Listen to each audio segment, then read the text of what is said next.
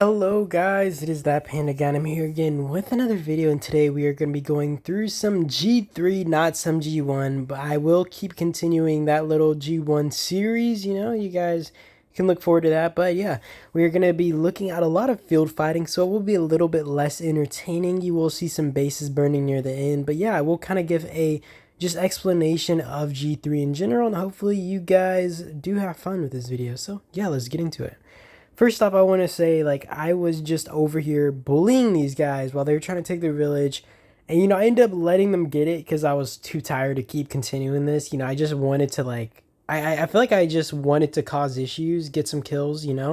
And, I mean, it worked, but I feel kind of bad because, I mean, these guys, I feel like these guys fed me 40 million points right off the bat because one dude just kept sending his march like solo into my little 5 marches and just letting me murder them. And I don't think it was intentional. Just he didn't know what he was doing. Really, kind of a sad day. I don't think I recorded it, but yeah, it was definitely a rough watch. And guys, we end up building towards Bourne, and I actually decided that we would leave them with their level 6 village, unless we needed it. Because honestly, I felt kind of bad. We zeroed 3 of their players.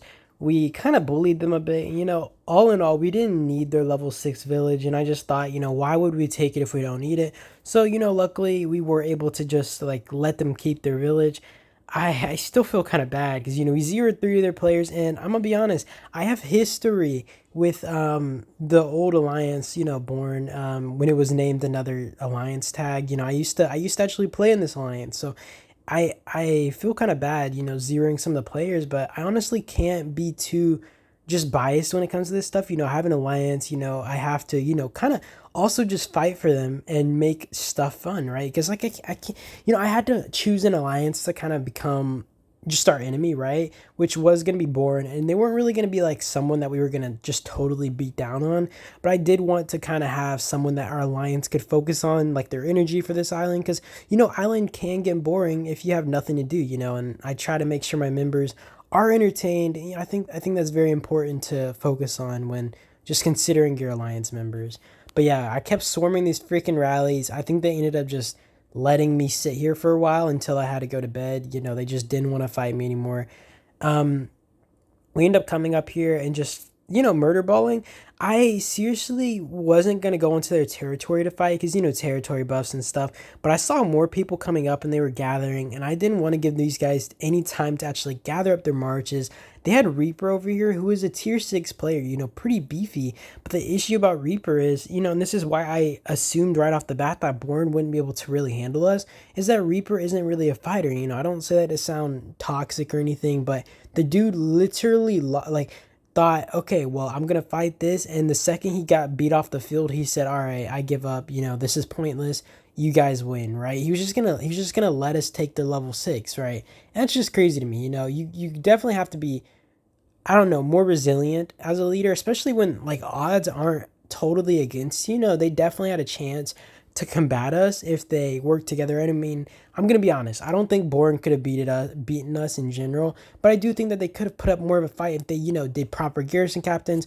They had their like, just their tier 6 dude playing smart. All in all, I just really don't like that mindset that, all right, I got beat, I'm out of here. Dude left island and he just left his members to fend for themselves, which is actually insane to me. By the way, for more context, we were allied with Fox as well as Doom and Vin. So, it was a 4-way alliance, and Vin was kind of pushing up over here. And I think that Fox was kind of fending for themselves for a bit from 9AS from one side. They had Boone on the other side. And I actually decided that I was going to come waddle over here because, I mean, they were my allies. I didn't have any pressure on me.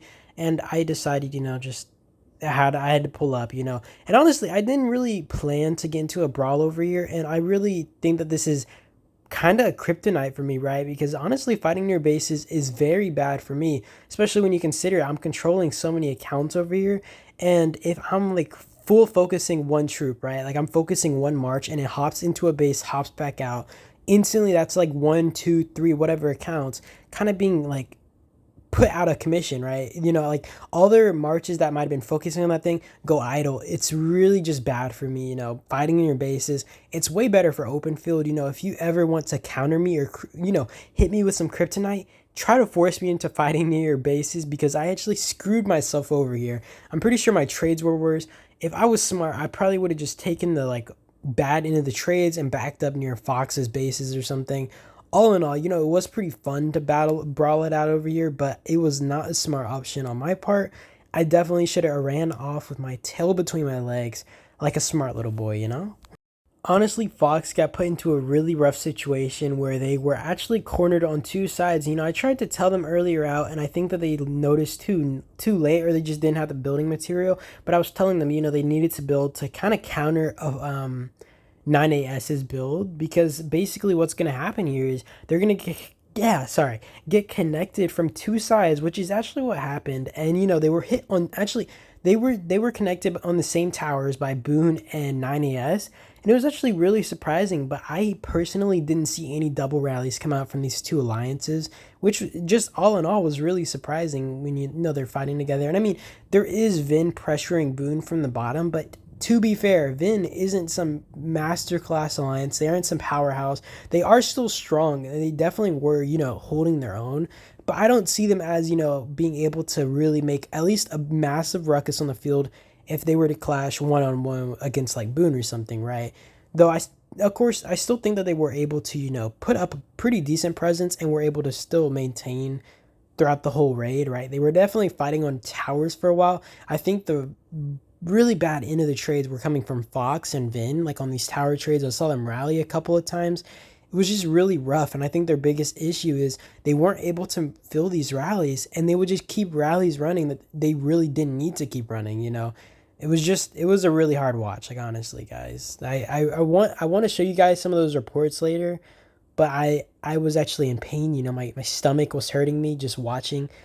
Just like, I swear, they would keep rallies that were under, just maybe, I don't know, 500K, whatever it might have been, or at least that's what it looked like. And I just want to mention that it is really bad to do something like that. Because guys, if you don't know, if you keep a rally full, for example, at 1.5 mil capacity, and you're fighting a rally that's at 1.5 mil capacity, and you ignore all the stats that might come into, factor there, you are at an even kind of playing field. But if you're fighting a rally with 1.5 mil, and you only have 1 mil in a rally, numerically, like, you're gonna be fighting at a disadvantage. For every one troop that you're fighting, your one troop's fighting, it's fighting, of course not two complete troops, but it's fighting 1 point something, right? So you guys can just kind of get the general idea that you're gonna naturally be trading worse the less troops you have in a rally, the less topped off it is. That's why I always say, if a rally drops under 1 million, if you're running rallies and you aren't able to keep it full or even over 1 million, instantly cancel that. It's not worth the trades. You're going to be burning out way faster than you need to. And comparable to, whereas if you're the rally person, right, where people are only able to put one march into a rally each, you are able to put as many marches as possible or needed into a towers. Obviously defending generally is more advantageous, and it's just easier to keep full, so you just got to be really mindful when you're on that fighting end, that you just gotta play smarter. It's definitely a rough one. Also, guys, this whole dude lost over 20 million might getting hit. I honestly felt bad. I feel that zeroing someone an island is acceptable if you personally ask me. I think it's a morals thing, but I do think that it is a PvP event. You should know better going in.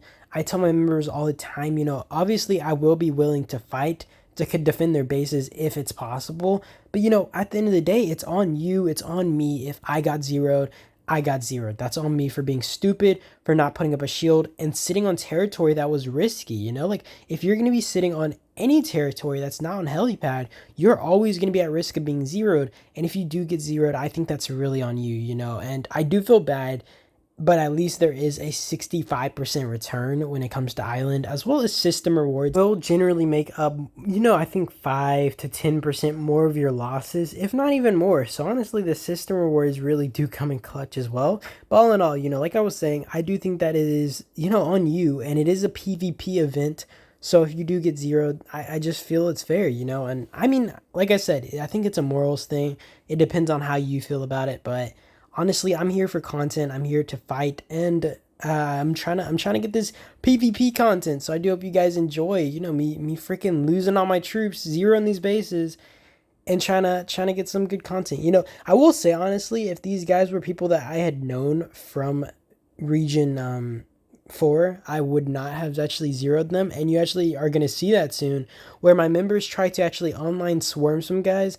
I had been very tempted to do it, and I had gotten a message and the dude was like, please don't zero me. And you know, I just couldn't do it. You know, I couldn't do it. I knew the dude from region 4 and I had played with him for, you know, we had fought side by side. So I just literally decided that I was going to sit on the side, you know.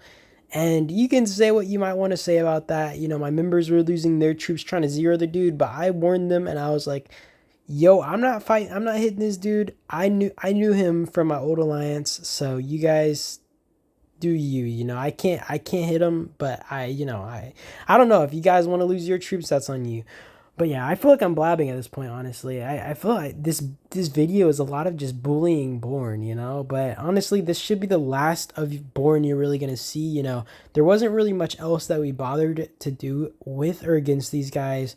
I didn't really, you know, come back to bully them anymore. I felt kind of bad, honestly. Especially when these guys were just trying to chill. They were just trying to be farmers.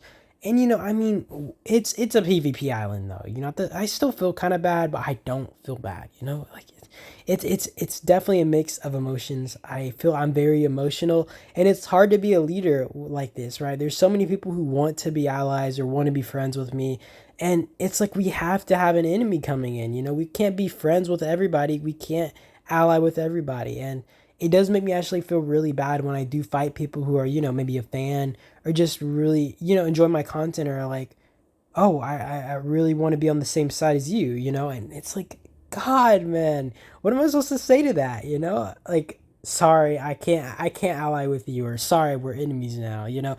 In general, it's a really rough predicament to be put into, you know. I honestly, this is like the worst part about being leader, as well as someone who just makes these videos, you know. A lot of you guys, I think, you know, might get in an island and are just like, oh, that cool, that's you, right? And then I'm fighting you, and I feel like you guys are gonna hate me, you know.